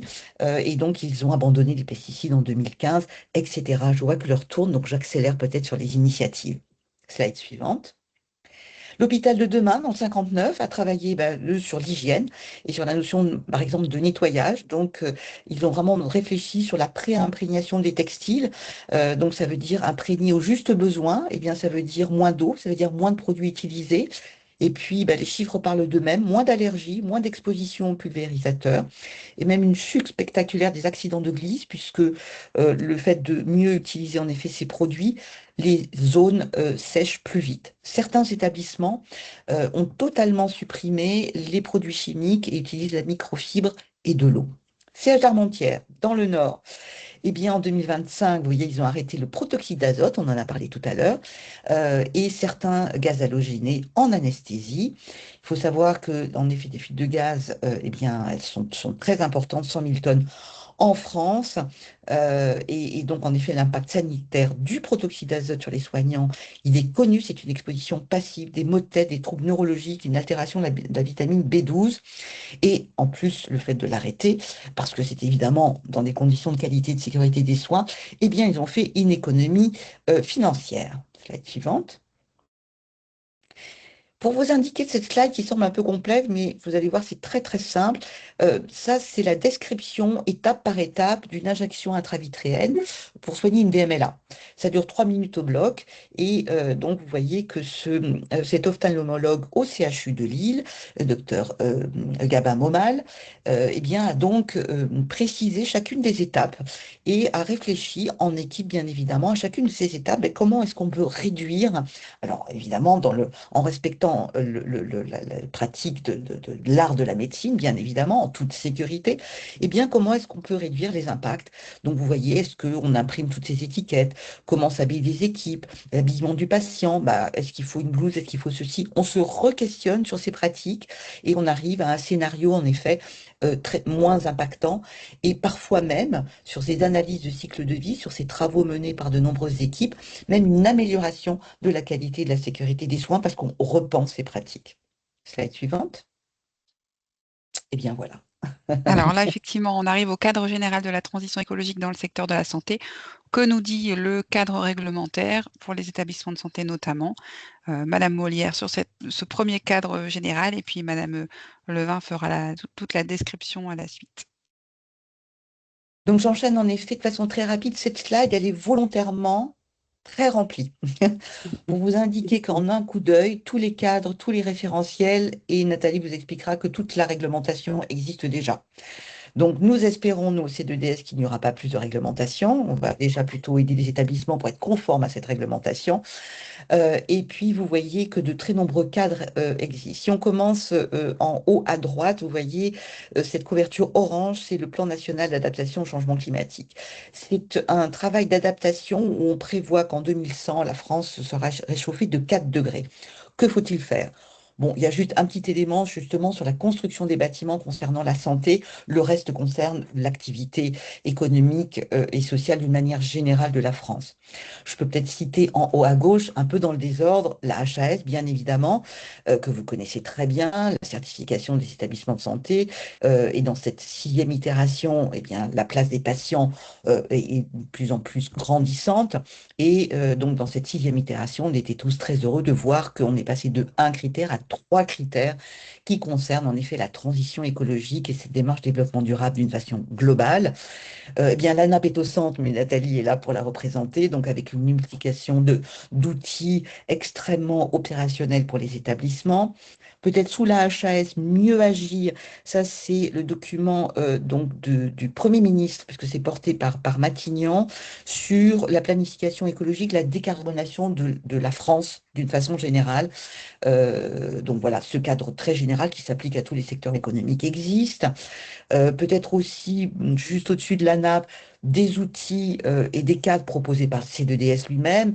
Une seule santé, vous le voyez, ça, ce sont des recommandations que l'on a co-construites avec l'Office français de la biodiversité et l'appui de la NAP, ou juste à côté aussi des éco-gestes concernant comment dire, l'attention portée à la consommation de l'eau. Vous avez au milieu une série de petites d'enfants. C'est un exemple. Alors, c'est pas celui d'Hauts-de-France, désolé. J'ai mis celui d'Île-de-France, pas loin. C'est donc les plans régionaux de santé, hein. Donc, chaque ARS a déployé donc un plan régional de santé avec avec des objectifs et souvent peu de moyens. Donc chaque région dispose là aussi d'un cadre. Il n'y a pas, depuis que ces plans régionaux donc, qui sont valables pour 5 ans, donc ils sont sortis en 2024, si je ne me trompe pas, donc aucun n'a fait l'impasse sur ces sujets-là. Donc dit de façon plus positive, ils contiennent tous un chapitre, un paragraphe sur la transition écologique, la décarbonation, ou pour certains aussi sur la santé environnementale. Donc ça, c'est une excellente bonne nouvelle. En bas à droite, vous connaissez, je pense, le SIG, ça c'est le cadre très très global qui nous est proposé par l'ONU, hein, ce sont les 17 objectifs du développement durable. Et puis vous avez en bas à gauche, transition action, cette couverture en bleu pâle, c'est la feuille de route de la CNAM, puisque le payeur, la Caisse nationale d'assurance maladie, s'est engagé aussi dans une démarche très ambitieuse, notamment de déprescription, de sobriété en santé. Voilà les principaux cadres référentiels. Donc vous voyez, et encore je n'ai pas lissé tous les labels qui existent, ils sont aussi nombreux, donc les établissements ont des outils à leur disposition.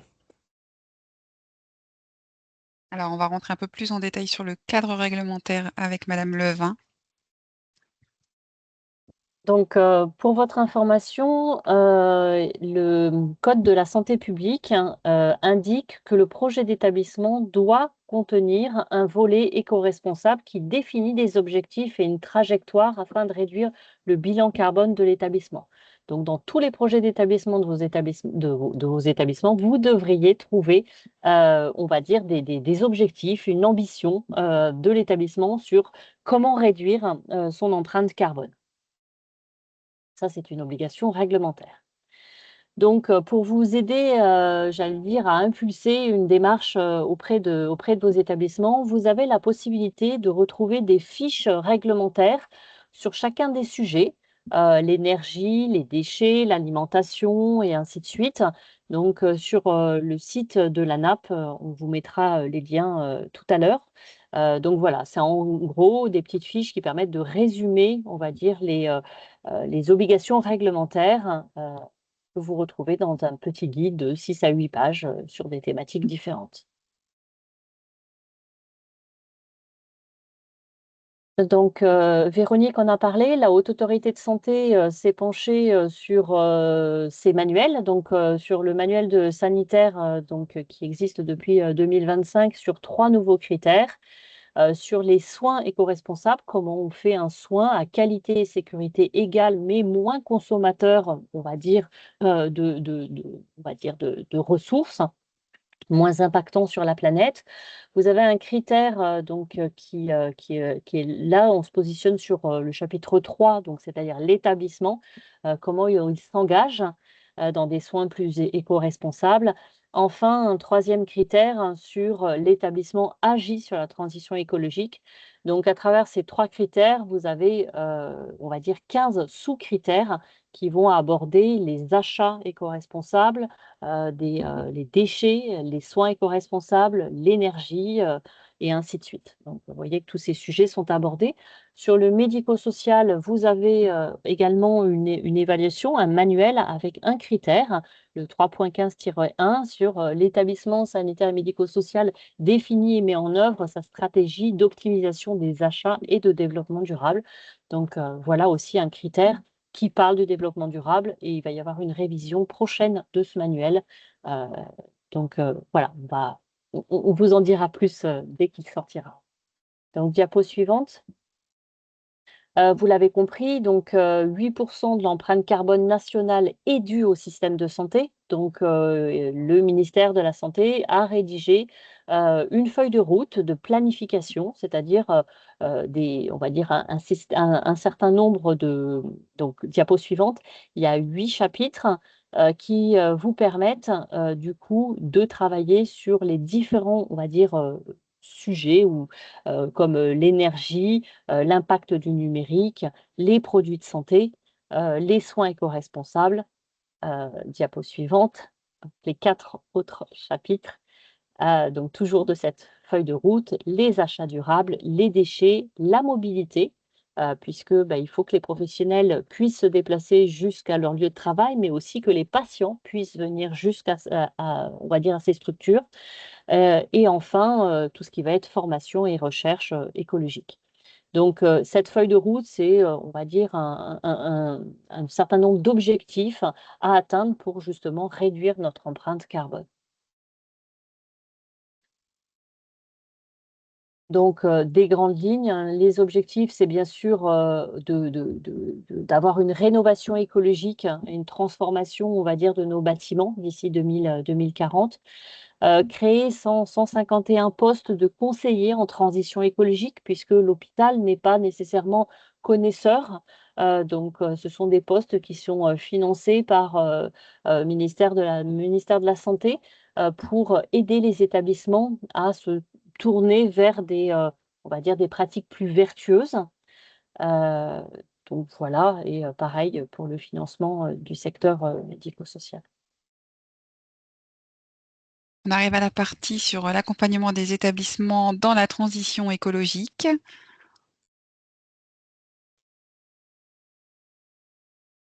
Je pense que c'est Véronique. Oui, tout à fait, effectivement.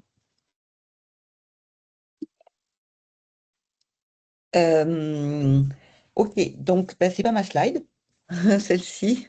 Donc je crois Ah, que c'est c'était peut-être ça doit effectivement venir après. encore Madame Levin.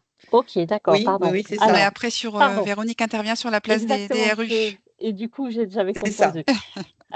Donc, vous êtes, excuse-moi Véronique, vous êtes donc représentant des usagers donc dans un établissement, pardon, et donc on peut, enfin, vous avez toute votre place sur la politique de transition écologique de l'établissement, c'est-à-dire que vous devez réfléchir sur quelle est la stratégie que va adopter cet établissement, donc avec, on va dire, des objectifs définis à l'intérieur d'un projet d'établissement. Si vous avez un projet l'établissement qui n'en comprend pas, vous devez inciter, on va dire, les équipes de direction à rédiger cette stratégie.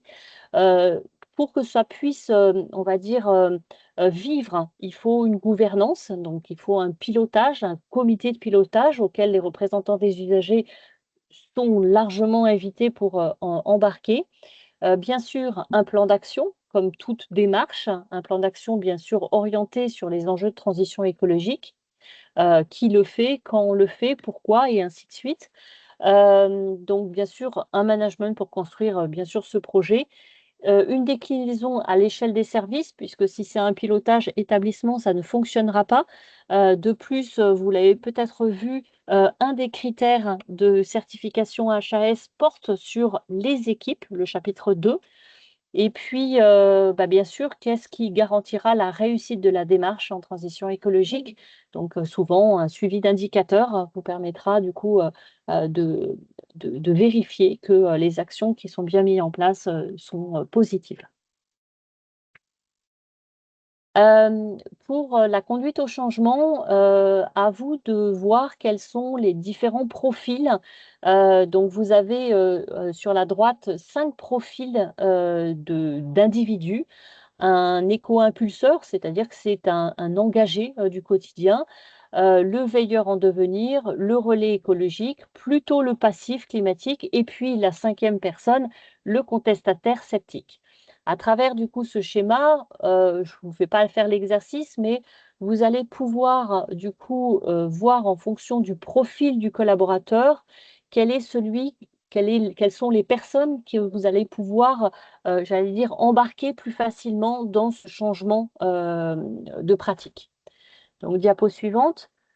Vous allez avoir donc l'éco-impulseur. Donc, c'est on va dire, c'est un engagé du quotidien, c'est-à-dire c'est un professionnel qui est déjà sensibilisé aux enjeux écologiques. Il ressent plutôt un décalage entre ses convictions personnelles et les pratiques qu'il a dans son entreprise, et il va chercher du coup à réduire cet écart.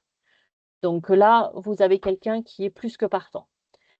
Le relais écologique, bah, c'est quelqu'un qui va être intéressé, mais il n'est pas militant. Pour autant, il va être curieux, il est ouvert à l'action. Donc ça reste quand même un profil dans vos professionnels que vous rencontrez, que vous pouvez, facilement embarquer. Il est intéressé par les sujets environnementaux, mais il n'est pas, voilà, il n'est pas militant et il est ouvert, il peut faire sa part. Donc là-dessus, pas de difficulté. Le troisième profil de professionnel, ça va être l'éveilleur en devenir. Il est engageable et il attend qu'on lui donne le signal. Donc il est sensible à la cause, il va, du coup, voilà, il a le potentiel pour s'impliquer, il lui manque juste l'impulsion de départ. Il a besoin simplement d'être guidé, d'être, invité à l'action, plutôt que de s'engager de lui-même. Sur le passif, climatique, c'est plutôt quelqu'un qui va être indifférent. Indifférent, il peut être touché, mais voilà, ils ne sont pas vraiment concernés. Il est plutôt observateur, mais pour autant, vous pouvez l'embarquer. Et enfin, le dernier, bon, bah, là, concrètement, c'est le contestataire, c'est la personne qui refuse de voir que le changement climatique, ça vient des activités humaines. Là, vous êtes sûr que c'est quelqu'un, bah, voilà, qu'il faut peut-être pas chercher à sensibiliser. Vous allez passer beaucoup d'énergie pour rien. Il peut se montrer sceptique, hein, il est voire hostile à ce type de questions. Donc, il est en opposition de la démarche. Là, vous ne cherchez pas à l'embarquer. Vous allez passer trop de temps, finalement. Donc vous voyez par rapport au profil des personnes que vous avez sur le terrain, n'hésitez pas à identifier, les éco-impulseurs, le relais écologique pour arriver à embarquer du coup les 2 autres. Donc les services les plus, utilisés, les plus, on va dire sensibilisés au changement climatique, Véronique en a très bien parlé, la maternité puisque, bah, on touche aussi à l'enfant, on va dire à un petit être qui est beaucoup plus sensible aux pollutions, et on va dire au changement. Donc appuyez-vous sur des professionnels qui viennent de maternité, qui viennent du bloc opératoire, qui viennent de l'imagerie. Ce sont des professionnels qui, de par, on va dire leur pratique, sont beaucoup plus engagés pour pouvoir justement embarquer, les équipes de direction. Juste, assez rapidement donc, les 8 étapes du changement, c'est la roue de Kötter. Vous créez une urgence. L'urgence, c'est le dérèglement climatique. Vous allez former une coalition puissante, donc un projet d'établissement, un comité de pilotage qui va créer une vision de l'état futur en réduisant des déchets, en, changeant l'alimentation, avec des produits, sans pesticides, avec, le retrait du plastique. Voilà, des choses que vous pouvez, du coup impulser. Ce qui va permettre du coup après de communiquer sur une vision commune, inciter bien sûr à l'action en embarquant les professionnels, générer des victoires à court terme, parce que c'est ça qui va vous permettre du coup de dire: «Voilà, on est arrivé à enlever les bouteilles plastiques, on est arrivé à augmenter notre pourcentage de produits, biologiques, on est arrivé à réduire nos, déchets, en contactant les fournisseurs pour qu'ils réduisent les emballages» et ainsi de suite. Tout ça, c'est des petites choses, hein, c'est des petites victoires qu'il faut surtout communiquer pour arriver à embarquer du coup les 2 autres profils qui étaient, présentés, au préalable. On consolide ces succès pour encore plus de changements et puis, bah, vous allez enfin avoir ancré des nouvelles approches dans une culture d'entreprise. C'est ce qu'on appelle la conduite au changement que Kötter, présente à travers cette roue.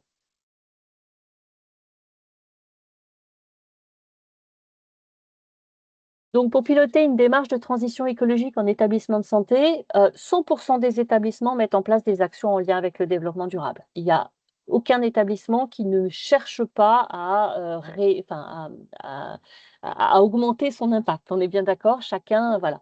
Vous avez, du coup, 3 niveaux. Le premier niveau, c'est, faire des actions sans le savoir et ça majoritairement beaucoup pour des choses, mais sans nécessairement prendre conscience. Ça peut être la biodiversité en plantant des arbres, ça peut être, et cetera. Donc ça, il y a un premier niveau d'établissement qui, bah, du coup, fait des choses, mais ne l'a pas, répertorié.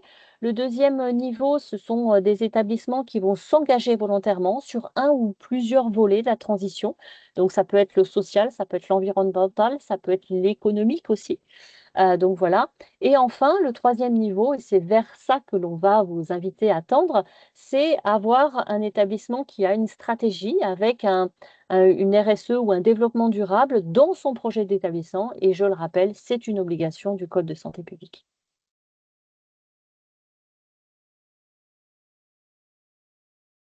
Pour vous aider, l'ANAP a mis en place une plateforme de ressources, en transition écologique, hein. C'est-à-dire, c'est une plateforme, un seul outil, qui a, comment dire? C'est une plateforme avec les 12 thématiques du développement durable. Donc on en a parlé, la biodiversité, les déchets, l'énergie, l'eau, les sols et ainsi de suite. Vous avez donc les 12 thématiques avec à l'intérieur pas loin de 70 outils qui vous permettent, du coup, de commencer par un état des lieux, un autodiagnostic sur un sujet, et puis progressivement un certain nombre de fiches, des fiches juridiques, des fiches d'aide, et puis des fiches de bonnes pratiques. Comme Véronique disait, il y a des très belles choses qui sont faites dans les établissements, on peut s'en inspirer. Donc, à travers cette plateforme de ressources, vous allez trouver un certain nombre de choses qui sont mises à disposition gratuitement à l'ensemble des établissements publics, privés, sanitaires ou médico-sociaux. Donc vous avez aussi accès à l'ensemble de ces documents. Donc voilà, c'est une plateforme donc qui se présente en 4 sous-parties. Le premier, c'est: je maîtrise les enjeux, donc je vais respecter la réglementation, je vais réaliser des économies, je vais regarder la feuille de route nationale avec les 8 chapitres et ainsi de suite. Je vais recruter un conseiller en transition. En étape numéro 2, alors voilà, il y a des choses, vous aurez le support, hein. En étape numéro 2, bah, c'est les fameuses évaluations. Je vais connaître mon empreinte carbone de mon établissement et je vais mesurer à travers un autodiagnostic. En étape numéro 3, alors oui, on a plusieurs autodiagnostics. On a un autodiagnostic qui s'appelle Score DD qui, en 30 questions, vous permet d'avoir on va dire un visuel, hein, sur l'état d'avancement. Et puis, les établissements de santé nous ont demandé de faire des autodiagnostics spécifiques. Un qui va être spécifique sur la réglementation développement durable avec 50 questions. Et puis, vous allez voir un autodiagnostic détaillé sur l'alimentation, sur les achats, sur les déchets, sur l'énergie et ainsi de suite. Donc, vous voyez que tous les sujets vont être abordés pour que vous puissiez avoir un état des lieux de votre établissement à un temps. Sur l'étape numéro 3, bah, c'est: je structure ma stratégie. Concrètement, vous le voyez, c'est tous les 12 thématiques, hein, l'énergie, l'immobilier, les achats, l'alimentation, les déchets, les transports, le numérique et ainsi de suite. Et donc, pour chacun de ces sujets, vous allez avoir un certain nombre de fiches qui sont regroupées. Enfin, je mets en œuvre ma stratégie. Ben, comment je m'inspire des autres établissements qui ont pu avancer sur un ou 2 ou plusieurs sujets. Comment j'engage mes collègues, comment je trouve des financements, puisqu'il existe également des financements qui vont aider à la transition écologique. Voilà, voilà un petit peu la plateforme. Vous avez, pour vous aider donc, les 8 fiches juridiques, hein, chacune sur un sujet: les achats, les déchets, la mobilité, la qualité de l'air, la restauration, l'énergie, la gestion d'eau et enfin la stratégie, qui, vous résume au minimum, j'allais dire, la réglementation, ce qui est obligatoire du coup dans chacun, de nos établissements. Je Merci passe la beaucoup, parole. madame Levin, c'était, voilà, très très intéressant. On en arrive, à la place que vous, en tant que représentant des usagers, vous pouvez prendre dans la transition écologique du système de santé, et là, c'est madame Molière qui va reprendre la parole.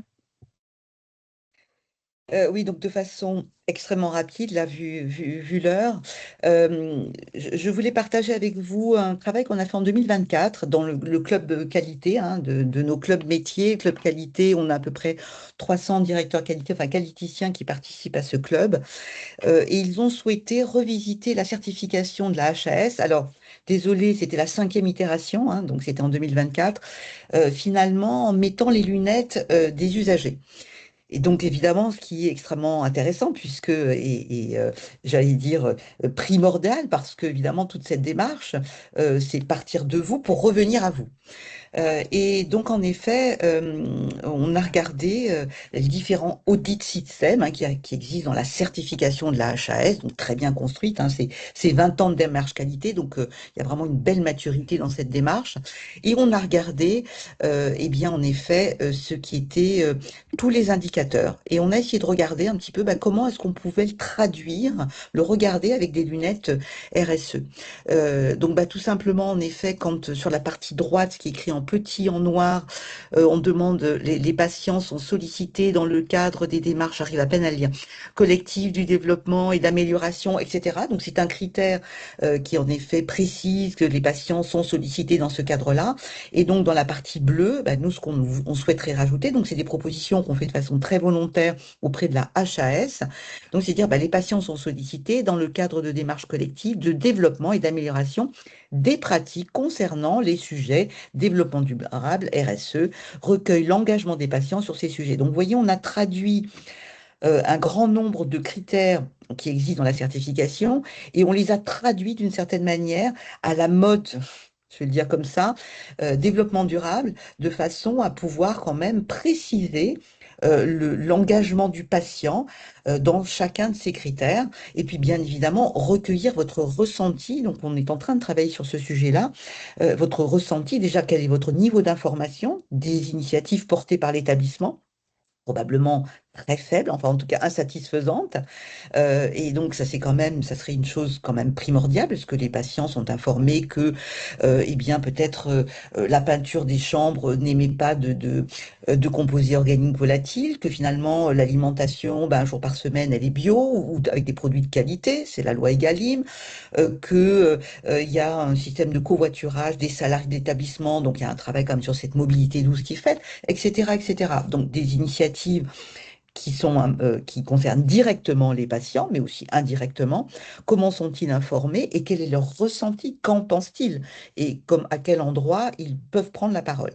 Donc voilà, nous, la première approche, on va dire, le travail que l'on souhaite proposer, donc c'est tout simplement repartir, non pas de la 5e, donc ça, ce travail date, mais la 6e itération, et de reprendre tous les indicateurs et de se dire, sur ce sujet, patient et RSE, comment les choses peuvent se structurer.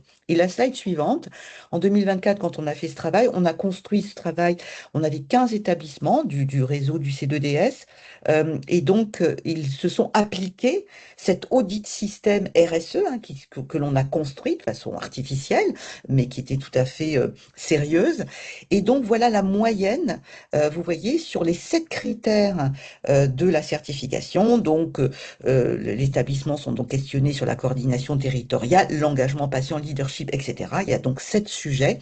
Et vous voyez que l'engagement patient, c'est-à-dire le critère 3.2, c'est le seul qui est en effet dans la zone orange, c'est-à-dire qui n'est pas bon.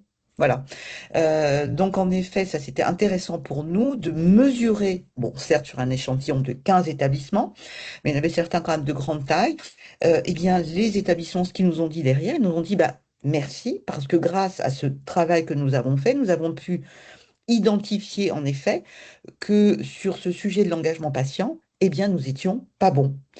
Et que donc, ils nous font travailler là-dessus. Donc, les établissements, voilà, on travaillé sur ces sujets, mais c'est ce qu'on voudrait vraiment développer avec vous pour remonter vers la HAS dans des groupes de travail et de dire, écoutez, et donc bien évidemment, l'ANAP est toujours le partenaire associé à ce type de travaux avec la HAS, de se mettre autour de la table et vraiment de reconsidérer, de relire la certification avec ses lunettes RSE engagement patient.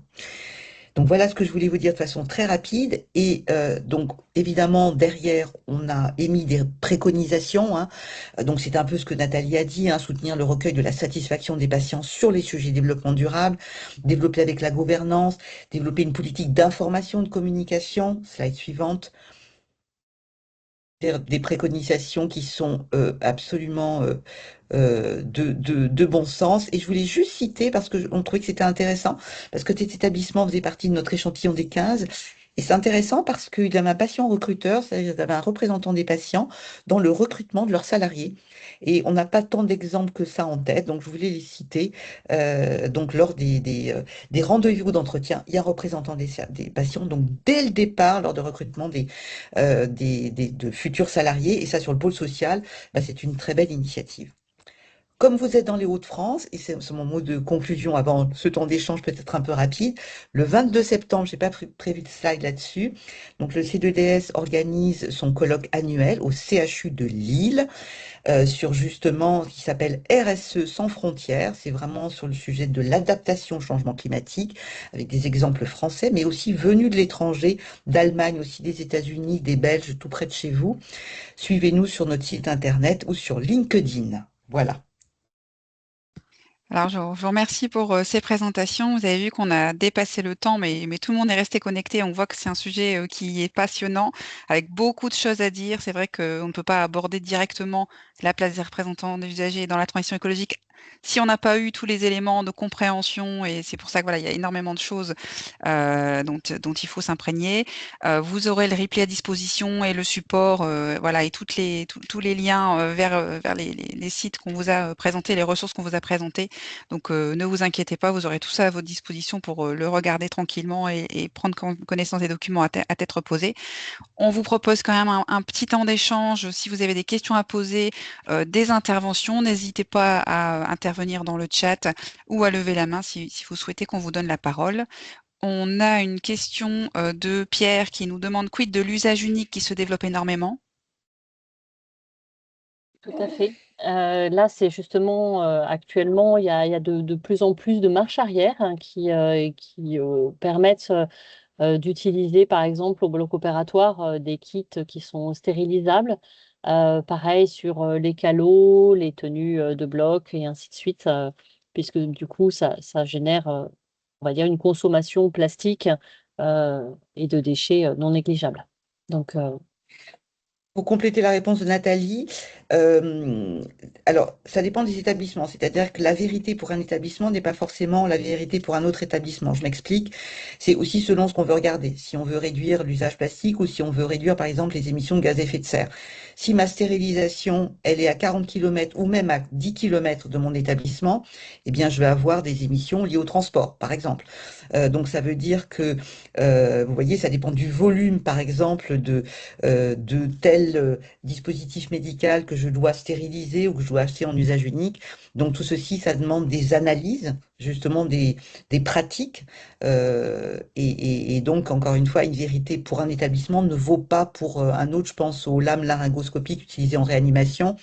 Le CHU de Nîmes, avec un gros volume, a démontré en effet, mais pas avec une grande différence, que l'usage multiple était d'un point de vue général pour l'environnement meilleur, mais parce que la stérilisation est sur place et qu'elle consomme aussi moins d'eau, etc., etc. Est-ce qu'il y avait d'autres questions, des réactions par rapport aux interventions? Je regarde dans le chat. Il y avait tout à l'heure une question. Médicaments périmés, certains peuvent-ils être réutilisés? Faire le bonheur d'ONG manquant de tout? Alors ça, c'est la question de la réglementation.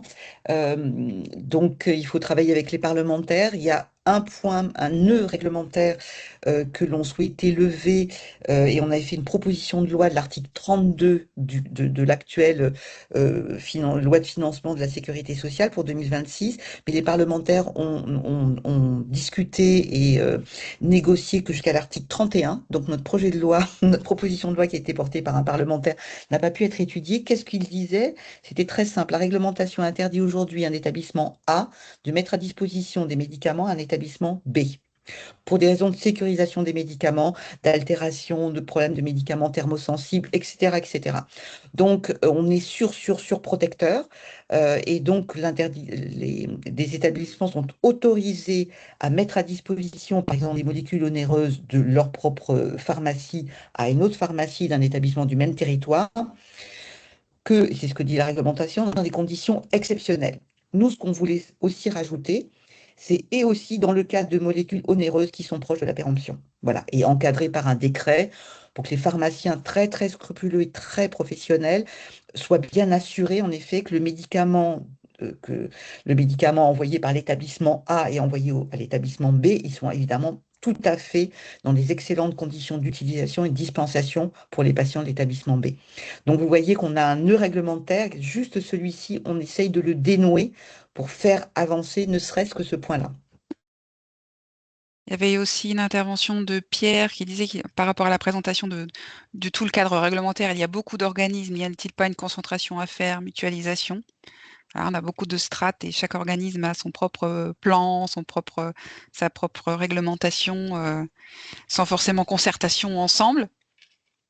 C'est des demandes que les représentants d'usagers doivent faire peut-être dans les élections présidentielles qui arrivent. Enfin, là, c'est en effet de nature très politique dans le bon sens du terme, hein. Bien évidemment. Bien évidemment. Et Donc, nous, on un voit tout appel le au travail qu'on plaidoyer doit faire. pour nos C'est élus. ça.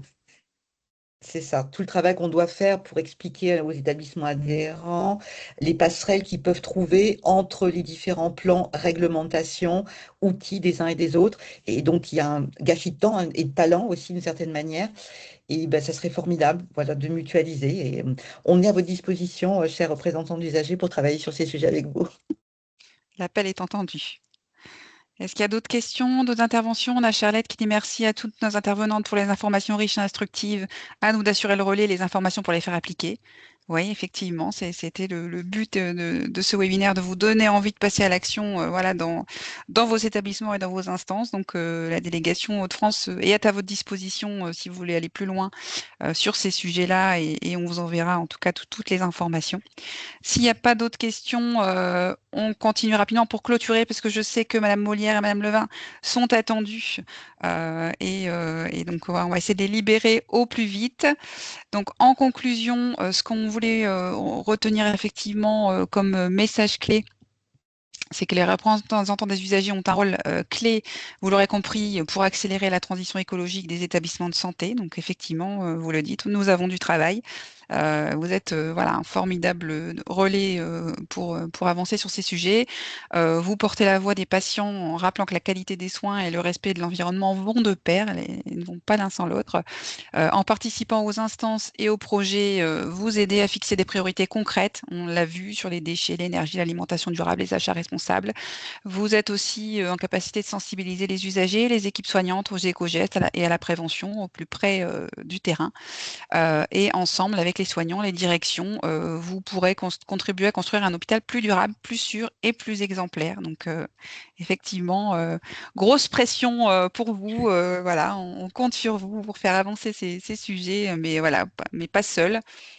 Et on voulait aussi en profiter pour vous mettre des ressources, notamment qui ont été travaillées par France Asso Santé Île-de-France, qui travaillent fortement sur ces sujets de transition écologique et qui ont conçu une boîte à outils à destination des RU pour s'impliquer dans la transition écologique des établissements de santé.